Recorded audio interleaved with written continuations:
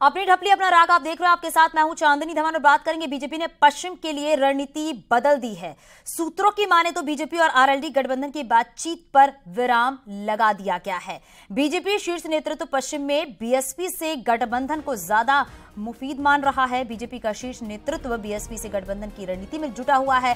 BSP को उसकी जीती हुई सीटें पश्चिम में देने को बीजेपी तैयार है। सूत्रों की माने तो जाटलैंड की बीजेपी ने जीती अपनी 5 सीटों पर आरएलडी से समझौता करने से इनकार कर दिया है। बीजेपी ने साल 2019 और 2014 में जाटलैंड के बागपत, मुजफ्फरनगर, मथुरा, अलीगढ़ और कैराना अकेले दम पर जीती थी। साल 2022 के विधानसभा चुनाव में जाट बाहुल्य सीटों पर बीजेपी ने बड़ी जीत हासिल की थी। बीजेपी नेतृत्व नगीना, बिजनौर, सहारनपुर, संभल, अमरोहा सीटें बीएसपी को दे सकती हैं। बीएसपी की जीती हुई लोकसभा की सीटें बीजेपी देने को तैयार है। तो बीएसपी से गठबंधन कर सकती है। पश्चिम के लिए बीजेपी ने अपनी रणनीति बदली है। देखिए किस तरीके से आरएलडी से गठबंधन नहीं करेगी, ये सूत्रों के हवाले जानकारी हम आप तक पहुंचा रहे हैं।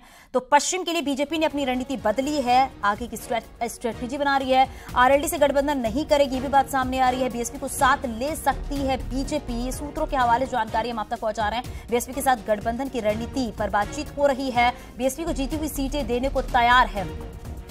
तो एक बड़ा फेरबदल देखने को मिलेगा। इसके साथ ये भी है कि 2024 लोकसभा चुनाव के लिए किस तरीके से आगे की स्ट्रेटजी बनाई जा रही है और बताया जा रहा है कि आरएलडी से गठबंधन ना करके बीएसपी के साथ गठबंधन किया जा सकता है। सूत्रों के हवाले जानकारी मिल रही है और जो जीती हुई सीटें हैं वो देने को तैयार है। यहां पर पार्टी बीएसपी को साथ ला सकती है बीजेपी, ये बड़ी बात सामने आ रही है। बीएसपी के साथ गठबंधन की रणनीति को लेकर अब चर्चा हो रही है कि बीएसपी को साथ लाया जाए। बीएसपी को जीती हुई सीटें जो है वो भी देने को पार्टी तैयार हो गई है। हालांकि आगे क्या और संभावनाएं बनती हैं, क्या रोडमैप होता है, किस तरीके की रणनीति बनती है, वो भी हम आपको बताएंगे। लेकिन 2024 के चुनाव से पहले ही किस तरीके से फेरबदल और साथ ही किस तरीके से जातिगत को साधने की यहाँ कोशिश की जा रही है। और बताया जा रहा है कि आरएलडी को लेकर जो गठबंधन की बात भी सामने आई थी। हालांकि अब ये भी है कि आरएलडी से गठबंधन नहीं करेगी बीजेपी, सूत्रों के हवाले से हम आपको बता रहे हैं। लखनऊ लिए चलते हैं आपको। संकेत हमारे सहयोगी जुड़ गए हैं। संकेत जरा बताइए, क्योंकि अब जो खबर सामने निकल कर आ रही है 2024 लोकसभा चुनाव को लेकर बीएसपी से गठबंधन की बात भी सामने आई है बीजेपी की, और जीती हुई सीटें जो है वो भी पार्टी देने को तैयार हो गई है। लेकिन आरएलडी से गठबंधन की कोई भी बात सामने नहीं आ रही है। बिल्कुल, देखिए अगर पश्चिम यूपी की सियासी लिहाज से देखा जाए तो भारतीय जनता पार्टी मिशन 2024 की चुनावी तैयारी में जुटी है और पश्चिम के सियासी समीकरणों को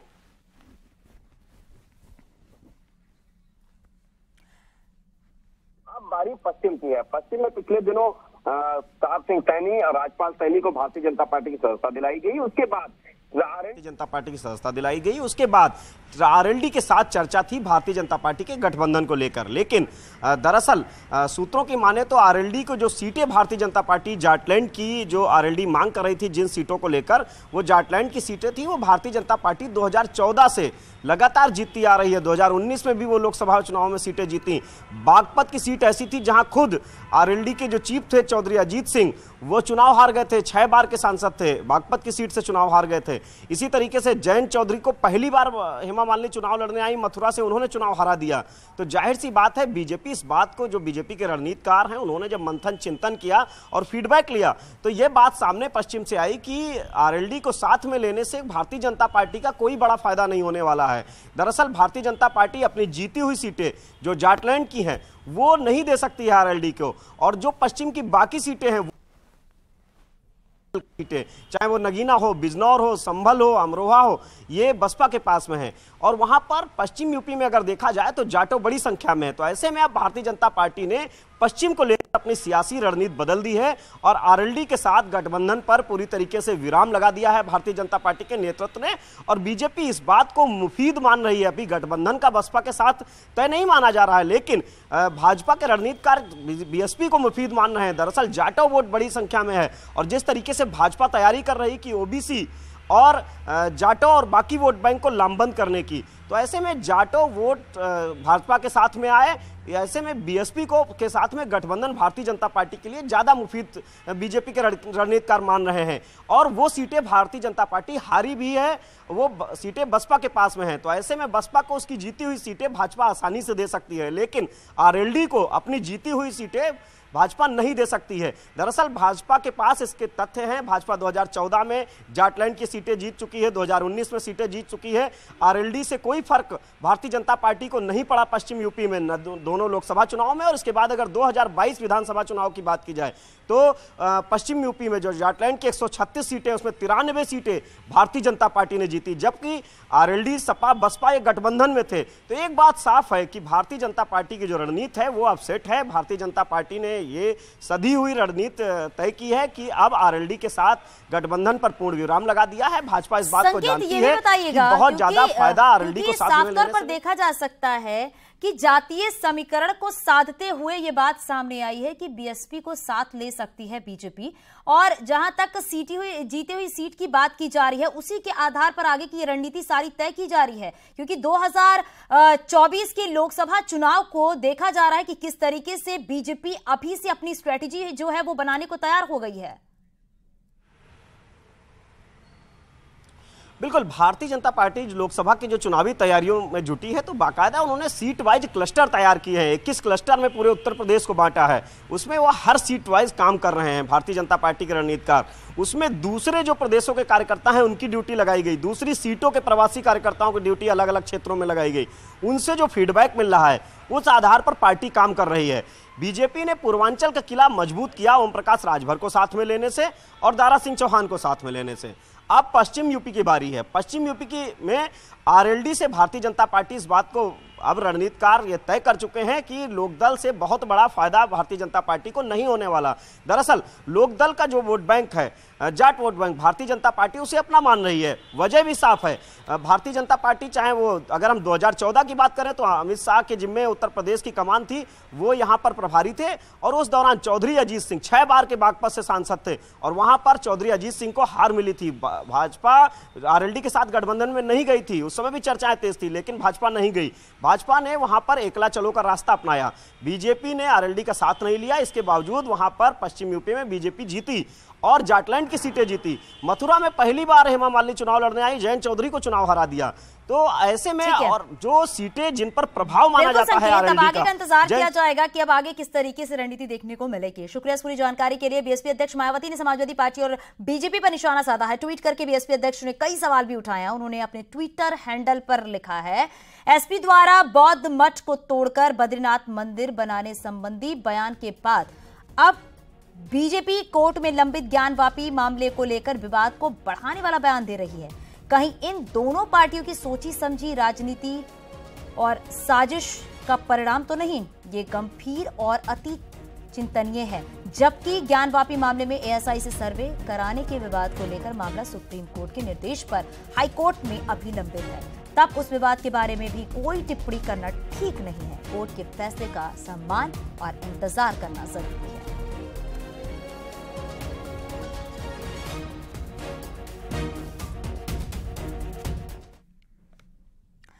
बीजेपी सांसद अनिल अग्रवाल ने ज्ञानवापी मामले पर कहा है कि मुस्लिम समुदाय के कुछ लोग विवाद बनाए रखना चाहते हैं, इसलिए एएसआई सर्वे का विरोध कर रहे हैं। उन्होंने कहा है कि सर्वे के बाद सच सामने आएगा।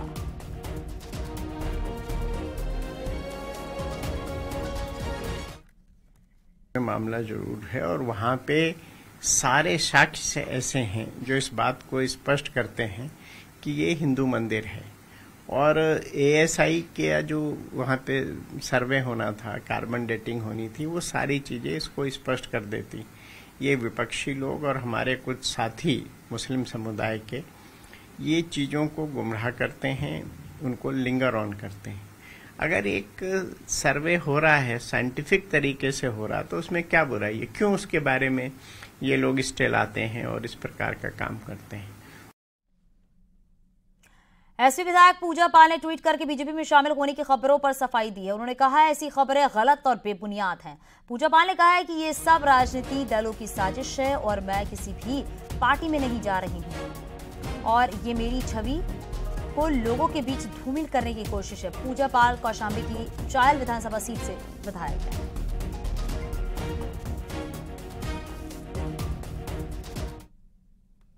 कानपुर के पीयूष जैन मामले में 17 महीने बाद जीएसटी विभाग ने अपना असेसमेंट जो है वो पूरा कर लिया है। इत्र कारोबारी पीयूष जैन को कर बताओ नोटिस जारी करते हुए 496 करोड़ का जुर्माना लगाया गया है। अहमदाबाद की यूनिट ने पीयूष जैन और उनके परिवार के सदस्यों की कंपनी के लेखा जोखा दस्तावेजों की गहन जांच करने के बाद यह आकलन किया है। आपको बता दें, दिसंबर 2021 में कानपुर के रहने वाले पीयूष जैन के घर से 197 करोड़ रुपए बरामद हुए थे। जीएसटी विभाग के मुताबिक पीयूष जैन ने अपनी और अपने परिवार के सदस्यों की कंपनी 3000 करोड़ का माल बेचा था और इस पर 446 करोड़ की पेनल्टी लगी है। इसके साथ ही जो सोना पीयूष जैन के घर से बरामद हुआ था उस पर भी जीएसटी लगाते हुए 50 करोड़ की पेनल्टी लगाई गई है।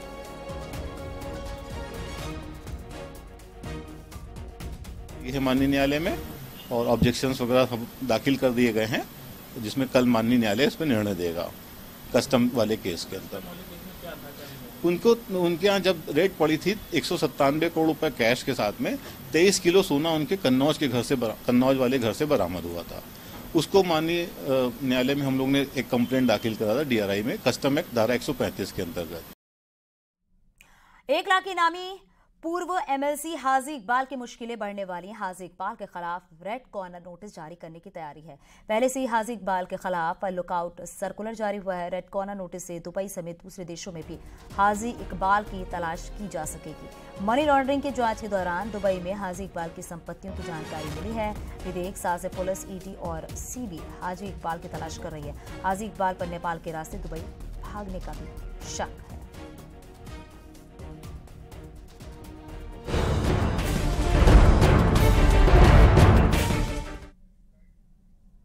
सूत्रों के हवाले से खबर मिल रही है, सीमा हैदर पर केस दर्ज हो सकता है। सीमा हैदर के खिलाफ दूसरा केस दर्ज हो सकता है। धारा 420, 467 और 468 के तहत ये मुकदमा दर्ज हो सकता है। सूत्रों के हवाले से खबर यह भी मिल रही है, सीमा हैदर को जेल भेजने की तैयारी है। पुलिस के हाथ एक और फर्जी डॉक्यूमेंट्स लगा है। डॉक्यूमेंट्स में सीमा हैदर की फोटो है।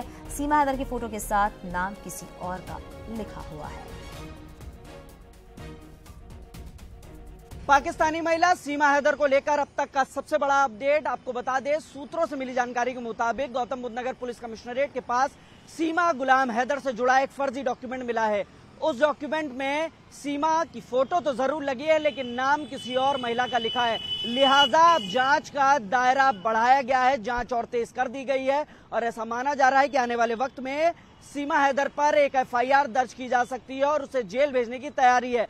फिलहाल आपको बता दें, धारा 420, 467, 468 और 471 के तहत मुकदमा लिखा जा सकता है। पूर्व में भी गौतम बुद्ध नगर पुलिस कमिश्नरेट ने सचिन के 2 रिश्तेदारों को दादरी थाना क्षेत्र से जेल भेजा था, जो जन सुविधा केंद्र चलाते थे और वहां पर फर्जी डॉक्यूमेंट का काम करते थे। लिहाजा ये पूरा प्रकरण अब उससे जुड़ता हुआ दिखाई दे रहा है और माना जा रहा है कि जल्द ही गौतम बुद्ध नगर पुलिस कमिश्नरेट पाकिस्तान सीमा हैदर को जेल भेजेगी। कैमरामैन योगेंद्र के साथ हिमांशु शुक्ला, न्यूज़ 18, गौतम बुद्ध नगर।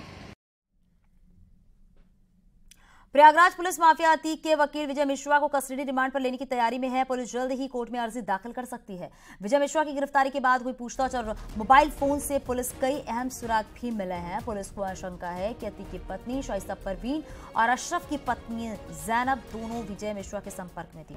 शनिवार को लखनऊ में विजय मिश्रा की गिरफ्तारी के वक्त भी अशरफ की पत्नी जैनब ने उस जगह के आसपास होने की बात भी सामने आई है। विजय मिश्रा के खिलाफ कुल 9 आपराधिक मामले दर्ज हैं। उसके खिलाफ प्रयागराज में 2009 में गैंगस्टर का मुकदमा भी दर्ज हुआ था।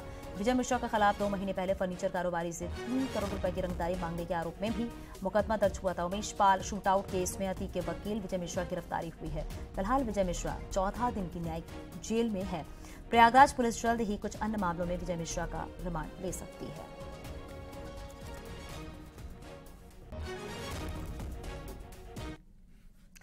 प्रयागराज में अतीक अहमद के खिलाफ बड़ी कार्रवाई होगी। अतीक की 12 करोड़ 82 लाख की संपत्ति कुर्क की जाएगी। प्रशासन को कठहुआ गौसपुर में अतीक की संपत्ति होने की जानकारी मिली है। गैंगस्टर एक्ट के तहत ही प्रयागराज पुलिस संपत्ति कुर्क करेगी। अतीक अहमद के खिलाफ साल 2020 में खुलदाबाद थाने में गैंगस्टर एक्ट में मुकदमा दर्ज हुआ था। मुकदमे की जांच में हुला गौसपुर में अवैध संपत्ति की जानकारी मिली थी। अब आरोप ये भी है कि अतीक ने अगस्त 2015 में 14 लोगों से 23,443 वर्ग मीटर जमीन जबरन ले ली थी। एक गरीब व्यक्ति के नाम पर खरीदी गई जमीन को पुलिस ने राजस्व विभाग चिन्हित करा लिया है और जल्द ही पुलिस इस जमीन के जब्तीकरण की कार्रवाई भी की जाएगी।